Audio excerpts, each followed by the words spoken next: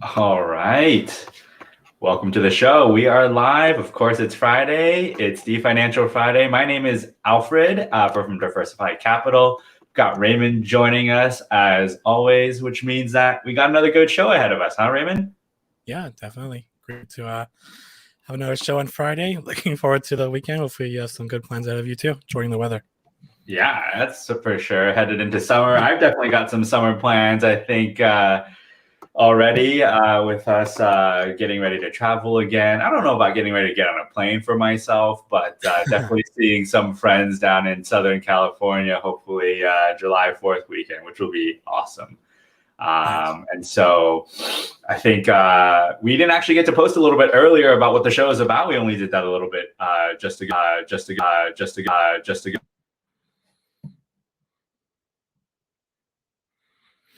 believe is a big mistake for a lot of people, thinking that estate planning is only for those with like millions and millions of dollars, right? And so we're going to discuss that a bit. Who does it apply to? And for everyone who's watching it, does it apply to you? What can you do now to help protect yourself? And really, what's the goal of like when we discuss estate planning?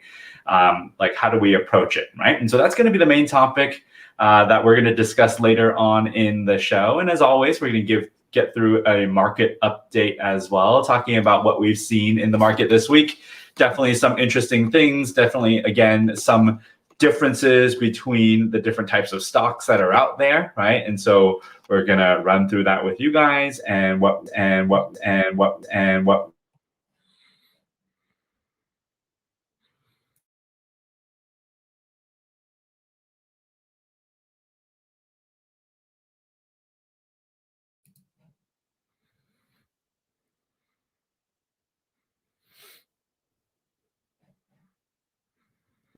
Can you hear me now? I think my mic just dropped off. Yep, I can hear you now.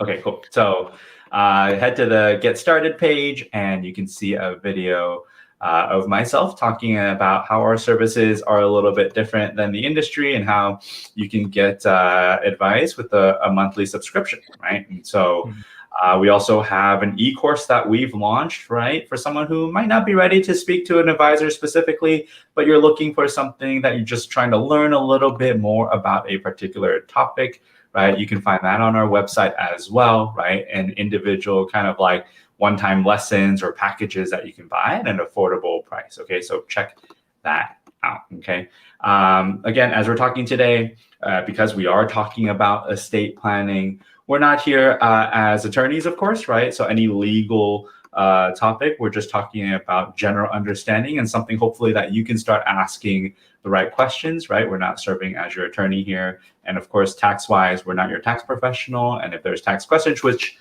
friendly reminder, tax deadline is next week, right? And so make sure you get those taxes in and direct your tax questions to your tax professional. All right, let's get started. Let's talk a little bit about how the market has been this past week. What can you share with us, Raymond? Yeah, so at least this past week, just giving some data on S&P 500, they were up 1.23%.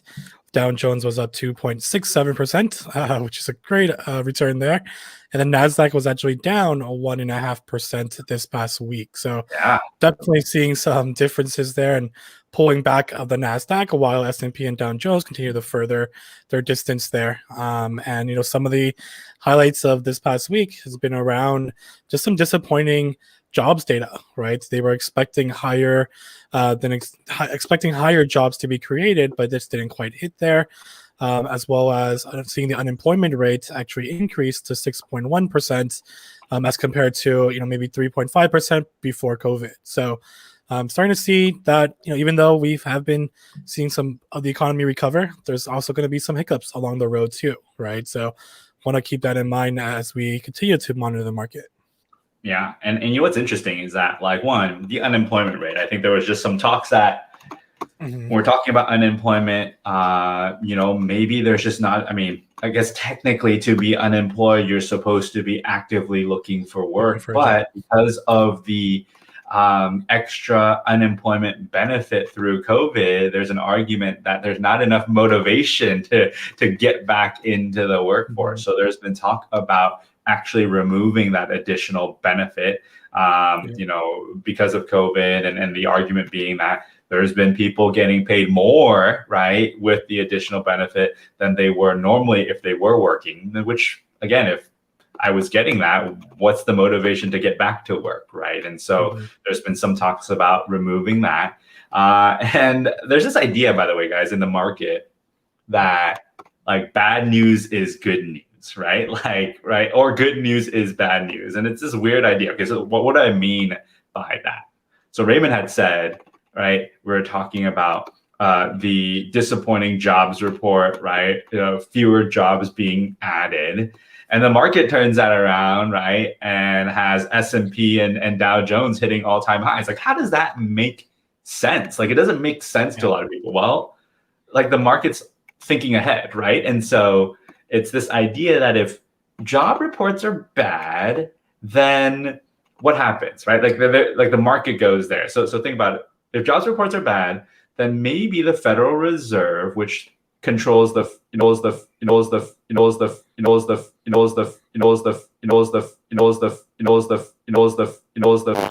growth stocks, right? Or the worries that we've been talking about, right? The worries we've been talking about where, you know, rates would increase, right? Inflation, because inflation is growing up. All of those fears have subsided a bit and causing the markets to go up, right? So you have this kind of weird dynamic essentially, right? Where sometimes bad reporting news like, right, jobs data leads to a situation where, right, markets go up. Just a funny thing. Raymond, by the way, I think the system right now is having some things. I think your mic was muted, but I see you're back. But yeah, that's kind of where, you know, wanted to describe to the audience where you have this kind of counter effect to like bad data leads to like market upside because future expectations change, right? And so definitely interesting to see. And I think to your point, Raymond, what's also interesting to see is that the difference between the three major indices again. Dow Jones leading the way this year,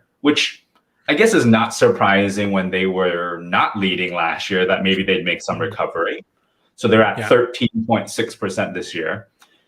NASDAQ at 6.7, right? And so that goes back to our previous shows. If you've been watching for many weeks now, you'll know that we talk about how NASDAQ had closed the gap a little bit, right? But again, because of valuation concerns, because people are worried about buying into growth stocks of, are they going to continue to grow at this pace because of, right, if interest rates are going up, they have trouble borrowing. All those things that we talk about have now created a 6% spread, right? 6% difference between NASDAQ and Dow Jones. And it's just interesting to see how that dynamic is playing out, right? And so if you were in those growth stocks last year, you're still benefiting because you were probably at 44% in the NASDAQ last year, right?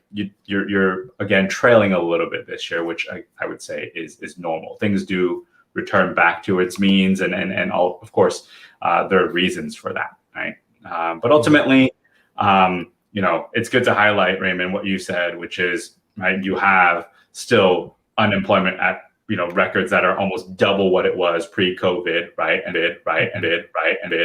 return back to normal, things open, but I wanted to highlight that bad news versus like all-time high comparison there.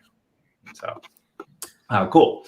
All right, so we're gonna head into and talk about a little bit of this estate plan idea. Okay, so estate planning, I think probably the most common, I hear this from my friends all the time, right? I hear this from, clients of ours that maybe are starting with us. They're still building their wealth, and they're like, Alfred, I don't have anything that I need to put an estate plan to. I might have a couple accounts, right? Like I don't have millions of dollars. Like, why do I need to think about estate planning, right? So, Raymond, what is the goal of estate planning? Like when we talk about estate planning, what is it that we're trying to achieve, and why does it more so apply to more people than they think? Yeah, I think the two main focuses that I like to mention to clients are going to be just saving time, right, for your family members. I think that's the biggest thing, is that if you were to pass away, if there's no instructions on how you want your assets distributed or where it should go, or without having estate planning documents in place, you know, it just takes more time, right, from your grieving family to be able to locate all of your assets or able to distribute it the way that you had wanted to be. So I think time is something that's really big with estate planning, is that it helps Mhm. your family members in these times to help distribute your assets by having those instructions and desires of where you want it to be distributed at that point. Okay. Yeah. The other reason is also fees, right? So if you were to pass away without having certain estate plan documents, there are going to be some probate fees that we'll talk a little bit more about that gets assessed according to your assets that you have. Now, going back to what Alfred mentioned, right, in terms of whether you have a lot of assets or not, at the end of the day, whether you have some funds in your checking, your savings, retirement accounts, or investment accounts, like you want to make sure that goes into the right hands of your family members, or at least who you want it to go to. I think that's the important part about estate planning.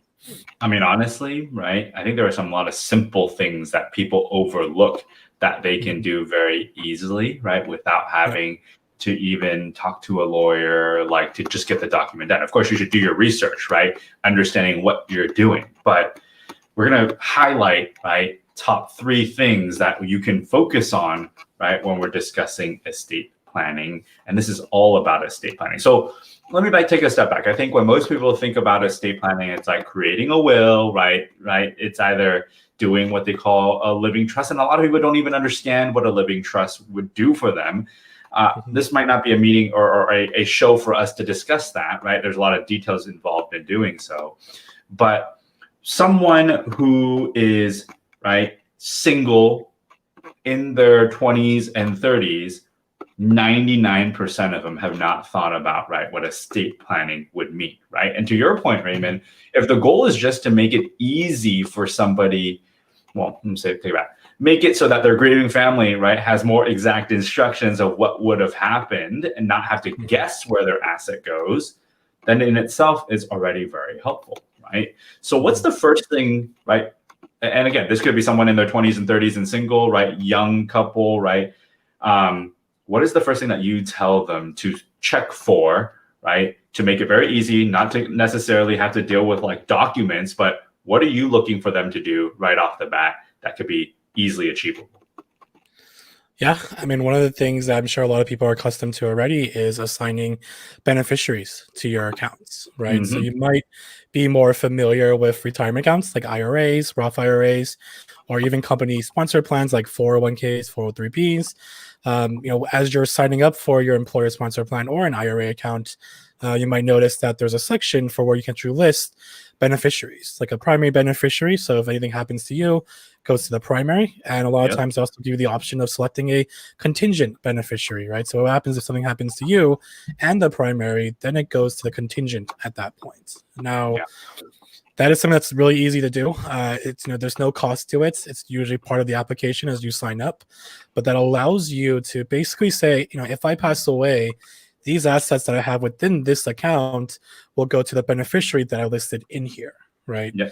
So that is one way to pass along your assets and have that clear instructions as compared to maybe other types of assets that we'll talk about that doesn't have those instructions and might go elsewhere, right? So you're right. And that's takes 2 minutes. Okay. Right off. That's estate planning, right? Like estate planning doesn't have to be very complex, especially for someone whose, assets are not complex. It's simple. I have a retirement account. I have a 401k. But oftentimes we'll talk to clients and they log into their 401k. We talk about beneficiaries. We look at their beneficiaries and it's blank. There's nobody listed, right? And they're like, we asked them, is there someone you want these assets to go to? They're like, oh yeah, I'd probably have them go to my parents.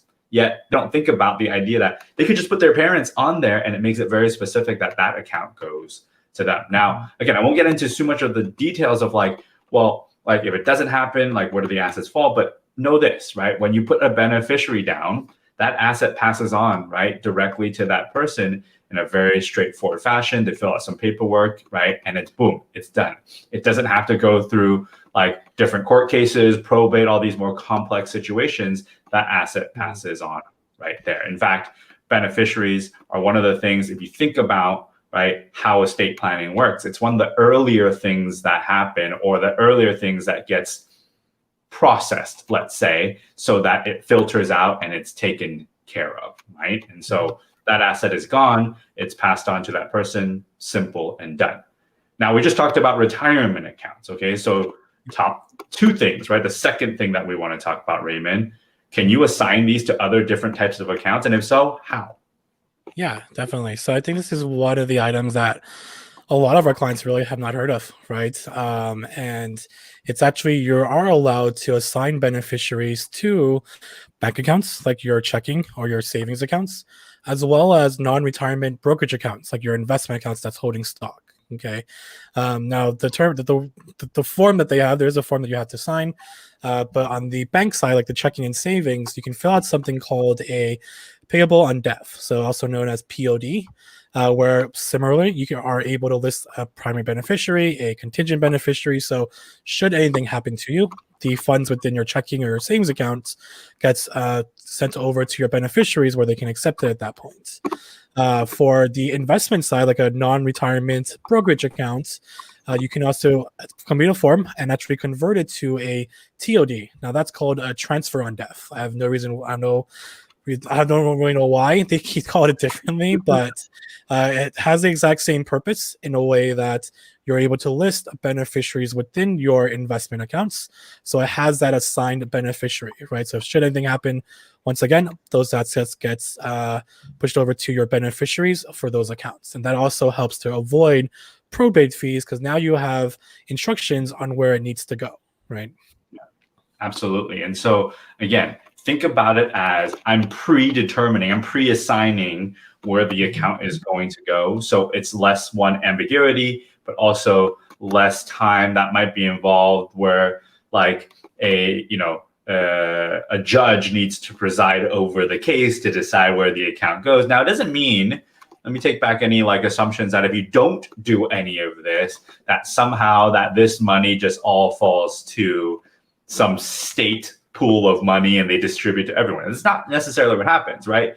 Generally speaking, right, if you haven't assigned this to anybody, it falls to a situation where the court may determine like, hey, there's a default list of people that we think it should go to. Maybe it's parents, maybe it's siblings, right, and all of that. There's a default, like, I think, order, right, that they go by. But I don't necessarily want to leave that to default, right? Like, I don't want to necessarily say, let someone else decide. You should go ahead and make that determination now, which may save you some fees down the line, right? That's what we're saying. And so if you think about the goal of what we're discussing, it's taking what's available to you that I just don't think that people know enough is available to them, right? And so being aware of that so that you can say, you know what, yes, this is who I want. In fact, on that list that you might look at, you say, I want it to my parents as like the first person, but if my parents are not here, I want to put a contingent one or a secondary one, right? So you can actually have some flexibility in your operations, and something that, right, Raymond, we advise people to at least double check at least once a year because things change. Exactly. Right?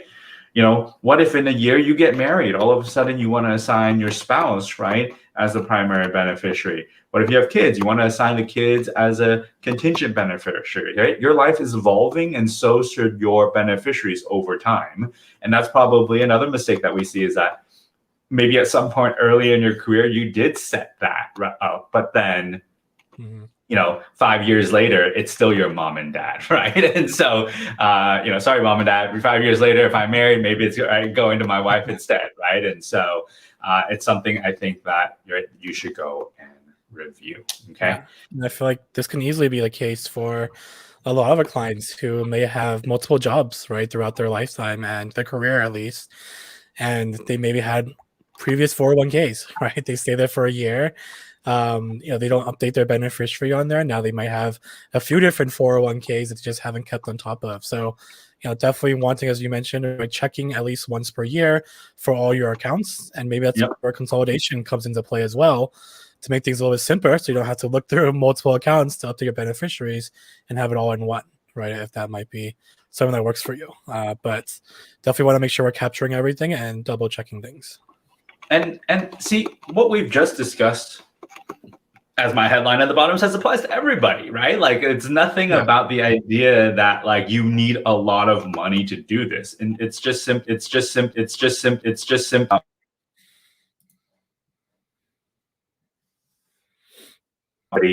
what Raymond just said with pay on death, transfer on death, right? Beneficiaries applies to all of that. And there's no mention of how much money, right, is in the account. So that's why we think that estate planning, or the process of understanding estate planning, can apply to more people, right, than you think. All right, what's the third thing here, right? And it has to do with a will, which is finally a document that most people associate with estate planning, right? So what is the misunderstanding, think, about a will, and what do you think that people can do if they wanted to without spending that much time either? Yeah, I mean, outside of what you kind of mentioning already, right? Just because you don't have enough assets doesn't mean that you shouldn't have a will. For us and to our clients, I think everyone should at least have a will so they can provide clear instructions on where the assets want to go, right?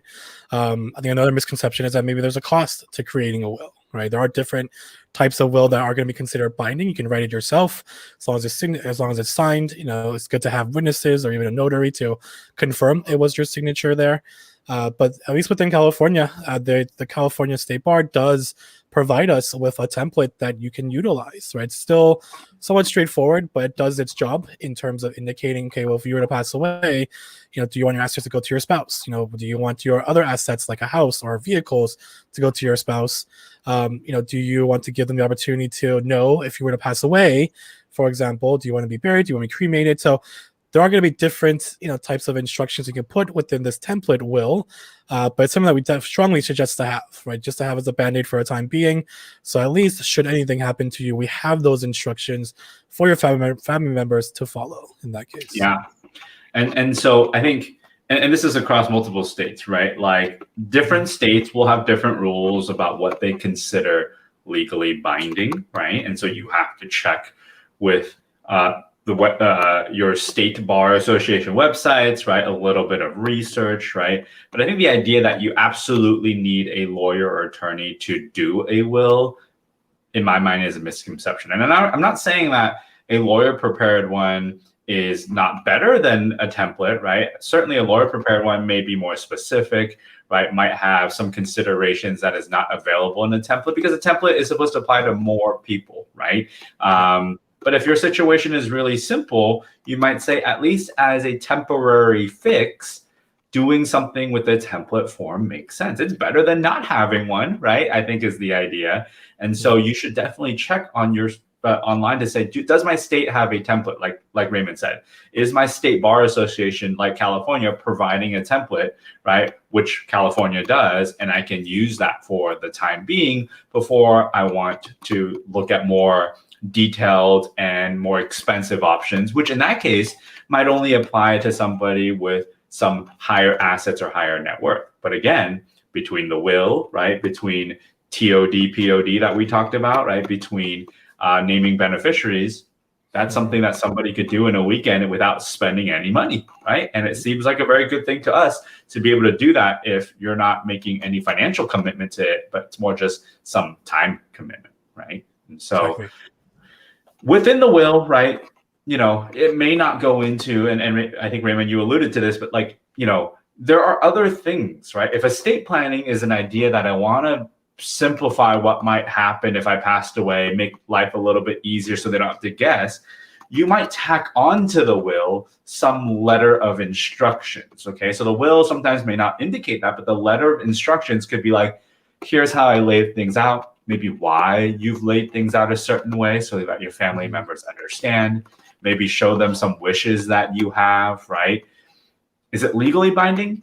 Probably not, right? But at the same time, if your family loves you, right, they want to respect your wishes, right? The letter of instruction is something that they can at least feel why you're doing things that you are, right? So I think that's very helpful to attach to a will, if you put one together, to help somebody understand, hey, you know what, these are why I'm doing the things that I am, if you're not here anymore and they can't hear from you exactly the reasons, right? So we highly encourage something, right, along those lines. All right, so we've talked about, right, the top three things, right, which is beneficiary for retirement accounts, right, looking at transfer on death and pay on death for non-retirement accounts, thinking about using what a will would be, setting up some template, right? It doesn't have to cost any money to do so. Now, for those that, right, we talked about last week, there were changes, right, in the tax code that potentially is being proposed right now. And I'm not, again, Raymond and I aren't going to go into detail with this, because if you are in this camp where you're concerned about this, the likelihood is either you have a financial planner, or you should think about getting a financial planner, right? Or thinking about hiring an attorney for this. But just wanted to note, right, that there's some changes to what we consider the lifetime gift exemption. So before, right, we talked about the number there, right? The lifetime gift exemption is suggesting that in your lifetime, you can only give up so much money, meaning like you can only leave behind so much money to your heirs, okay? So Raymond, for the lifetime gift exemption, what is it right now, and what is it proposed to go to? Yeah, so usually with the lifetime gift exemption, it does increase by inflation. So as of 2021, I believe it's sitting at $11.7 million per individual for the lifetime gift exemption. Now, with the Biden changes, he's trying to possibly cut this in half, right? So around 5.8, 5.7, around the 5 million mark in terms of what that lifetime exemption will be. And that can definitely throw a wrench for some clients or some individuals who have a lot of assets underneath their net worth. Yeah, and again, to keep things in perspective, under the Obama administration, it was 5.4, 5.6, something along those lines. Under the Trump administration, that number doubled to the 11.5 million. And so the proposal is to bring that back. So what happens if someone exceeds those limits? Like, fortunate for you, right? You have $20 million as one person, okay? Sure. Right? You have, at least as of right now, right, if we're using $11.5 million, you have something like $8.5 million that falls over that limit. So what happens to that $8.5 million? Does the state just take all that? Yeah, basically that $8 million that you have over the 11.7 threshold actually gets taxed in a state tax of 40%. So that's quite a large percentage there. And actually with the Biden administration, they're hoping to also increase this to 45% instead. Yeah. And so there's a change in that estate tax planning rate. And again, if this applies for you, good for you, right? You've had, in the sense that you have a lot of assets to be dealing with. I would say, 99.9% of, not just our audience, right? But, in terms of income earners in America, don't have to worry about this. But if it is, you seriously have to consider, right, talking to an estate planning attorney, prepare for some of this. But we just wanted to highlight, right, some changes that are proposed right now, not necessarily enacted, right, but proposed that could change, okay? All right, so what we've talked about so far, right, encompasses beneficiaries, like I said, wills, right? But there is something that I think is equally as important, and this is what we're going to close with here, okay? So it's the idea about, okay, if I pass away, here are my instructions, but what if, knock on wood, I'm in a situation where I can't make my own decisions and there are some medical decisions that need to be made? Who makes those? Did you think about that, right? So how does, and again, it goes back to the whole idea of estate planning, which is to simplify the lives of those surrounding you if you were in a situation where you're not here or about to pass away. Medical decisions probably is a big one, right? So what is it that you can do, Raymond, that says, you know what, this is my person that I assign who knows me, that makes my medical decisions, or writing down some instructions about how your medical decision should go. So what could I put together if I wanted that? Yeah, so there's something called an advanced healthcare directive, at least here in California. In other states, they're called a living wills. But what this allows you to do, right, as a person, you can assign another individual to be able to make those health decisions for you, right? Unfortunately, with the pandemic, this is probably something that's been happening, but this allows you to name someone to possibly pull the plug, right? If you were unable or incapacitated at that point. So it has those decisions where you can designate somebody instead, in the case that something happens to you unexpectedly, so someone has that decision that you trust, right, to make for you. Yeah. And so, this is something where you would want to take a look and say, it could be like if you are with an HMO plan for insurance, so like a Kaiser, let's say.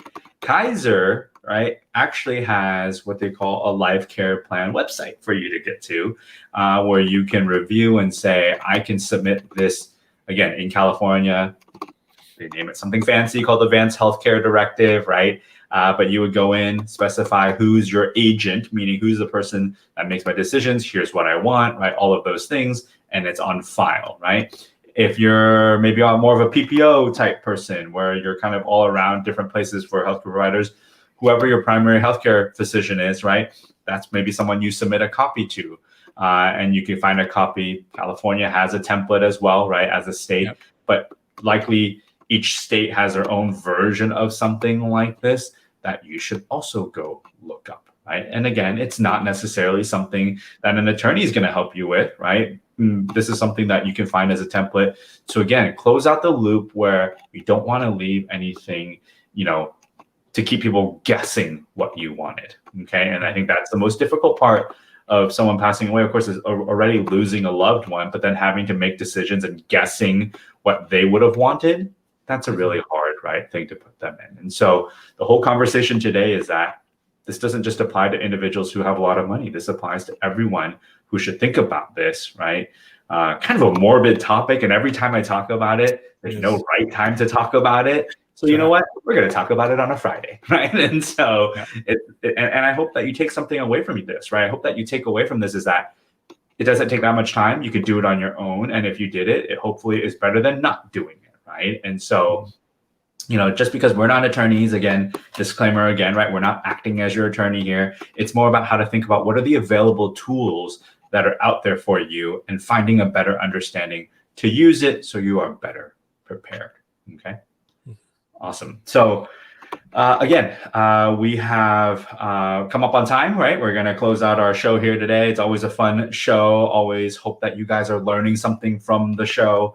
We're going to come back to you guys next week. I believe it's our another real estate webinar, right? And so, right, we're going to be talking about real estate again next week. And then at some point, I think later in the month, Nathan and I are going to come back to you guys and talk more in depth about the idea of equity compensation. Certainly still the hottest topic right now, understanding stocks, options, RSUs. So he and I were going to go through things to think about, similar to one that we've done about a year ago now. So we're going to refresh that one and get back to you on that. So we're going to start posting on that. But otherwise, we hope you guys enjoyed the show. Thank you so much, Raymond, for joining us. And just remember, we are back here every Friday, unless we're off for vacation, right? But every Friday at 3 p.m. Pacific. Make sure to hit subscribe, drop us a like, drop us a comment, and we look forward to seeing everyone soon. Thank you, everyone. Thank you so much. Thanks, Alfred. See ya.